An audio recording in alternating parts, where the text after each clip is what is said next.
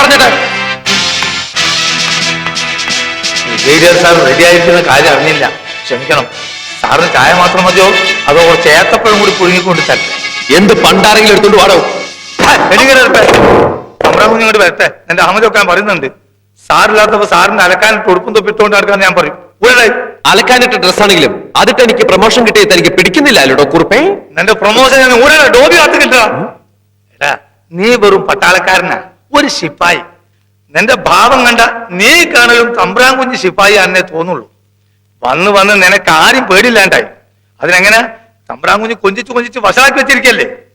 പക്ഷെ ആ തണ്ടും കൊണ്ട് എന്റെ അടുത്ത് വന്നാലുണ്ടല്ലോ അടിച്ച് നിന്നെ ഷേപ്പ് ചെയ്യാൻ മാറ്റും. ചൂടാവല്ലേ കുറുപ്പേട്ട, ഞാൻ ഒരു തമാശ തമാശ. മനുഷ്യൻ ഭ്രാന്തായിരിക്കുമ്പോഴാണ് അവന്റെ ഒരു തമാശ. എല്ലാവർക്കും കയറി ഇറങ്ങാൻ ഞാൻ ഒരുത്തണ്ടല്ലോ ഇവിടെ. തമ്പ്രാട്ടി മരിച്ച ദിവസം കോവിലകം വിട്ട് പോവാൻ നിന്നവനാ ഞാൻ.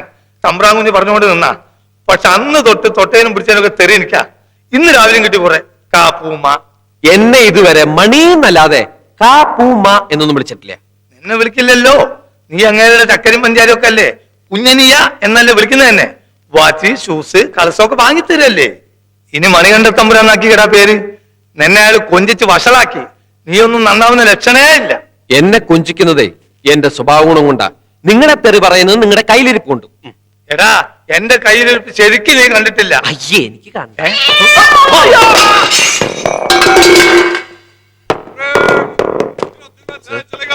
ക്യാൻറ്റീനിൽ സാധനങ്ങൾ വാങ്ങാൻ സാറിന്റെ ചിറ്റ് അത് വീട്ടിൽ വെച്ച് വാങ്ങിച്ചൂടെ? ഇവിടെ വന്നാണ് ചോദിക്കുന്നത്. Sorry sir. അവന്റെ ഒരു വിനയം. ഒരാവശ്യം രണ്ട് വയറ്. ഇവൻ ആളിത്തിരി കുഴപ്പക്കാരൻ. തന്റെ ഓർഡറിലാണെന്ന് പറഞ്ഞ് ഇത്തിരി ഗമ കൂടുതലാണ്. അവനൊരു പാവമാണ്. എനിക്ക് അവന്റെ അനിയനെ പോലെ. എന്റെ ഈ മുരടിച്ച ജീവിതത്തിൽ അവൻ ഒരാശ്വാസം.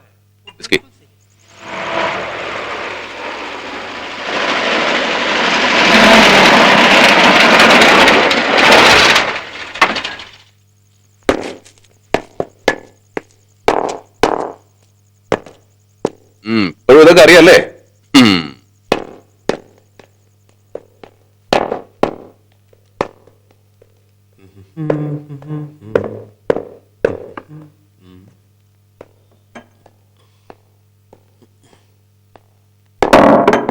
ഒന്നുകൊടുത്ത് വെച്ചില്ലേ ഈ വിസ്കി?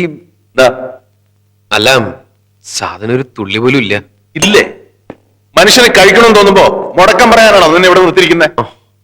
ഇല്ലെങ്കിൽ വാങ്ങി വെക്കണം. അതിനല്ലേ ഞാൻ അവിടെ വന്നേ. അപ്പൊ സാറല്ലേ അവിടെ നിന്ന് ഓടിച്ച്. ഞാൻ വിചാരിച്ച സാറ് കുടി നിർത്തിയെന്ന്. കുടി നിർത്തിയെന്നെ അച്ഛൻ. അല്ല നിന്റെ കാണുമല്ലോ. എന്റെ കയ്യില്ല. എന്താ നീ കഴിക്കാറില്ലേ? കുപ്പി വാങ്ങാനല്ലേ നീ ക്യാൻറ്റീനിൽ കിടന്ന് അടി ഉണ്ടാക്കിയത്? അത് റമ്മ. റമ്മൻ തന്നെ പിടിച്ച് വിഴുങ്ങും. ഓർത്തുന്നോടാ. അല്ല എനിക്ക് ഒരു മാസത്തേക്ക് കഴിക്കാൻ. ഒരു മാസത്തേക്ക് നീ കഴിക്കണ്ടപ്പോ. അല്ല സാർ ഒന്നുകൂടി ആലോചിച്ച്. എന്താണ്? എന്റെ മദ്യത്തില് പാറ്റ വീണു കുറുപ്പേട്ട. ആകെ കുഴഞ്ഞു. എന്റെ റം വേണോന്ന്. ആർക്ക്? സാറിന്. ഇപ്പൊ തന്നെ 5-6 വീശിയുണ്ട്. ഇനി അതിന്റെ പുറത്ത് ഇനി ഇത്. ആകെ ഒരു കുപ്പി എന്റെ കയ്യിലുള്ളൂ. നിനക്കത് കിട്ടണടാ, കിട്ടണം. വല്ലപ്പോഴും ഞാനൊരു തുള്ളി വെച്ചാൽ കിടന്ന് ചാടലല്ലേ. അതിന് ദൈവം തന്നാണിത്. ഈശ്വര ഇതിലൊരു തുള്ളി പോലും ബാക്കി വെക്കരുത്.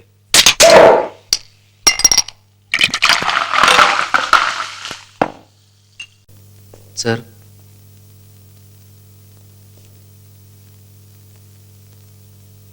ഒരു മാറ്റവും ഇല്ലാതെ ചിട്ടയോടെ ഒരു ദിവസം കൂടെ കഴിഞ്ഞു അല്ലേ കുറിപ്പേട്ട? അതെ. പക്ഷെ ഇന്നൊരു മാറ്റമുണ്ട്. എന്താ അത്?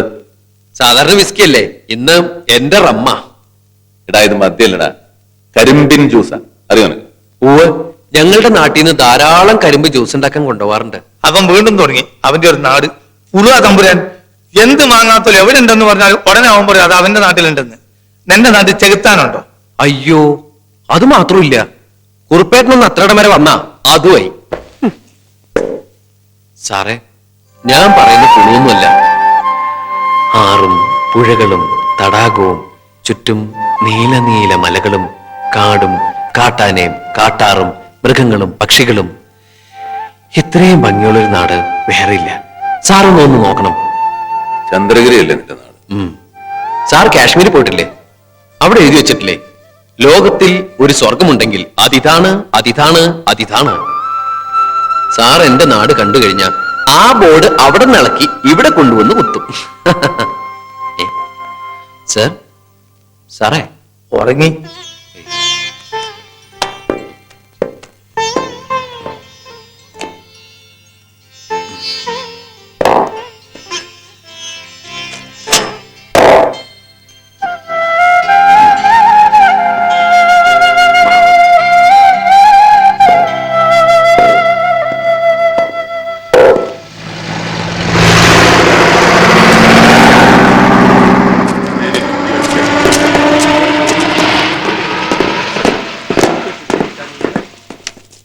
മണി നിനക്ക് വന്നൊരു കത്ത് ആ ഗോപി എടുത്തോണ്ട് പോയിട്ടുണ്ട്. ചേട്ടൻ ഉടനെ വന്നില്ലെങ്കിൽ കാര്യങ്ങൾ കുഴപ്പമാവും. വേറെ ചില ആലോചനകളുമായിട്ട് ചെറിയ അച്ഛൻ വന്നിട്ടുണ്ട്. ഞാൻ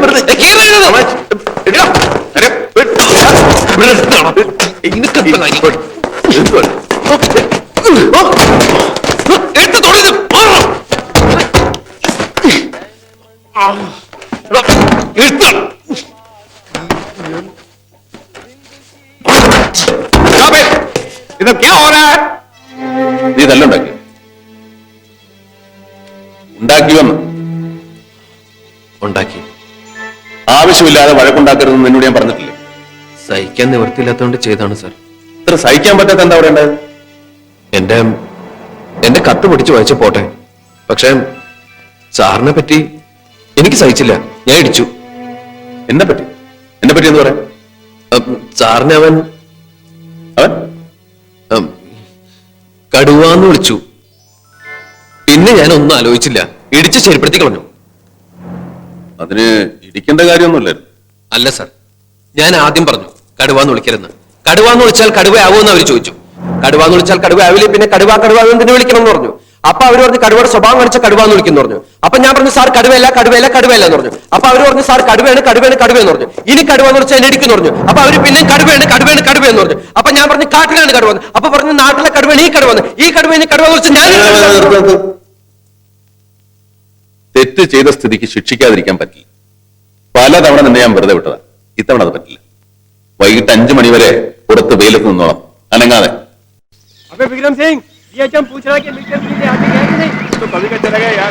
ഇന്ന് സാർ പട്ടിണിയാണേ. മുട്ടയില്ല, പാലില്ല, വിസ്കിയില്ല, സോഡയില്ല. എന്നെ ഇവിടെ ഇങ്ങനെ നിർത്തിയാല് അടുക്കള പുകയില്ല. ക്യാൻറ്റീൻ അടയ്ക്കുന്നതിന് മുമ്പ് ശിക്ഷ തീരണം. ഇല്ലേ പിന്നെ എന്നെ കുറ്റം പറഞ്ഞിട്ട് ഒരു കാര്യമില്ല കേട്ടോ. സാർ അത് നടക്കും. കാൽ മടങ്ങി.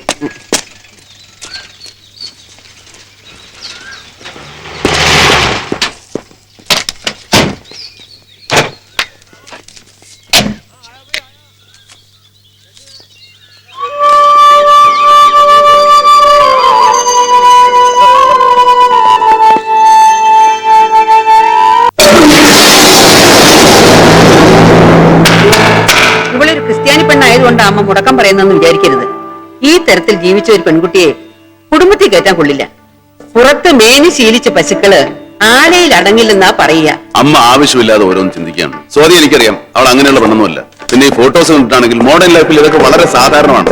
അത് തെറ്റായി കാണുന്നത് അമ്മയുടെ ഓർത്തഡോക്സ് മെന്റാലിറ്റി ഉണ്ട്. അങ്ങനെയാണോ നീ അമ്മയെ മനസ്സിലാക്കിയിരിക്കുന്നത്? നീ വേറെ ഏത് പെൺകുട്ടിയെ വിവാഹം കഴിച്ചാലും എനിക്ക് വിരോധമില്ല. അവളുടെ ജാതിയോ സ്റ്റാറ്റസോ ഒന്നും നോക്കണ്ട.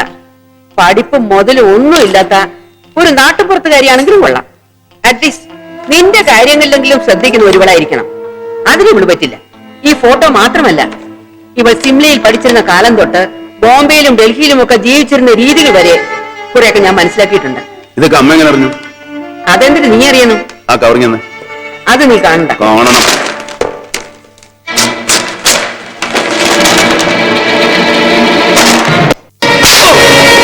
സ്വാതിയെ കുറിച്ച് എന്റെ അമ്മയ്ക്ക് കത്തെഴുതാൻ? അതെ, ഞാൻ തന്നെ ആ കത്തെഴുതിയത്. തന്റെ ഒരു സുഹൃത്തെന്ന നിലയിൽ ചെറുതിലെ മുതലേ സ്വാതി എനിക്കറിയാം. എനിക്ക് നിന്നെ അറിയാം. പൗരകത്ത് സംസ്കാരവുമായി ചേർന്ന് പോകുന്നതല്ല അവിടെ സ്വഭാവം. അവൾ നിനക്ക് ചേരില്ല. എനിക്ക് ചേരുന്നതാണോ അല്ലയോ എന്ന് തീരുമാനിക്കുന്നത് ഞാനാണ്, നീയല്ല. ജീവിതത്തിന്റെ കാര്യത്തിൽ രവി വെറുതെ വാശി പിടിക്കുകയാണ്. വാശിയെങ്കിൽ വാശി തന്നെ. I don't want any bloody advice from anybody. I will മാരി.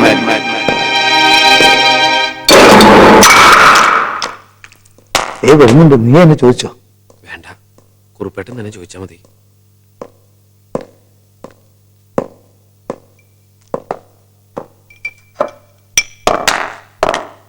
ഇവനെന്തോ ചോദിക്കാനുണ്ടെന്ന്.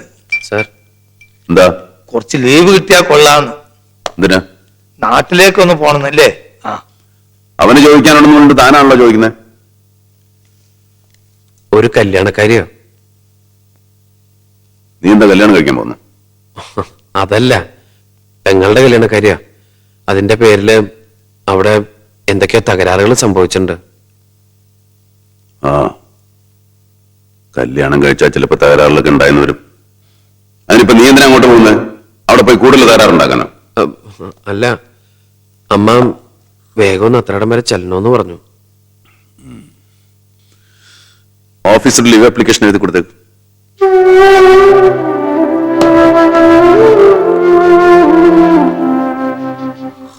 അറിഞ്ഞില്ലേ, കഴിഞ്ഞ പ്രാവശ്യം കാശ്മീരിൽ പോയ നമ്മുടെ പ്ലാറ്റൂൺ പകുതിയും ഒരു ബോംബ് എക്സ്പ്ലോഷനിൽ മരിച്ചു. അതെങ്ങനെ? നേരിട്ടുള്ള യുദ്ധമല്ലല്ലോ, ഗറില്ല വാറിലെ അവിടെ നടക്കുന്നത്. തിരിച്ചു വന്നാ ഭാഗ്യം. സർ, സാർ, എന്റെ ലീവ് ആപ്ലിക്കേഷനാ വർമ്മ സാറിനോട് പറഞ്ഞിട്ടുണ്ട്. ശരി, ഞാൻ നോക്കാം. ध्यान से सुनिए, आज का इस वेपन क्लास का दौरान हम दुश्मन का ഓഫീസിൽ കണ്ടില്ല. भयानक दौरा हमला അപ്പോഴേ ഞാൻ करने का വിചാരിച്ചു सीखेंगे। എവിടെങ്കിലും ഒറ്റയ്ക്ക് ഇരിക്കുകയായിരിക്കും. इसके जरिए മനസ്സിനൊരു സുഖം लड़ाई के അനുസരിച്ച്. मैदान में अगर എനിക്കറിയാം. हमारे पास गोलियां खत्म हो जाए, ഞാനൊരു കാര്യം പറഞ്ഞാൽ രവി കേൾക്കൂ. हमारे हथियार में फिट किया हुआ താൻ ഒരു 2-3 മാസം ഇവിടെ നിന്ന് മാറി നിൽക്കും. എങ്ങോട്ട്? പഴയ ഓർമ്മകളൊന്നും മനസ്സിനെ അലട്ടാത്ത എങ്ങോട്ടെങ്കിലും. ഞാനത് ആലോചിക്കാഞ്ഞിട്ടല്ല. കോലോത്ത് എന്ന അമ്മയുടെ ഓർമ്മ മറ്റെവിടെങ്കിലും ആണെങ്കിൽ സ്വാധീന ഓർമ്മ വരും. തനിക്ക് ഇൻട്രസ്റ്റിംഗ് ആയ എന്തെങ്കിലും ചെയ്യാൻ പറ്റിയ സ്ഥലമാണ്. വെറുതെ ഇരിക്കും. An ideal mind is devils വർഷം. രവിക്ക് ഹണ്ടിങ് ഇഷ്ടമല്ലേ? ആ, അങ്ങനെ എവിടെങ്കിലും. അങ്ങനെ ഒരു സ്ഥലമുണ്ട്, ചന്ദ്രഗിരി. തനിക്ക് എങ്ങനെ ചന്ദ്രഗിരിയെ പറ്റി അറിയാം? നമ്മുടെ മണിയുടെ നാടാ. അവൻ 1000 നാവ് ആ സ്ഥലത്തെ പറ്റി പറയുന്നു. Very good. It's A nice remote village.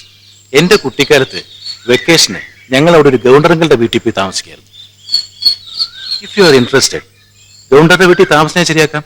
അതിപ്പോ പൂട്ടിക്കിടക്കുക. എന്ത് പറയുന്നു?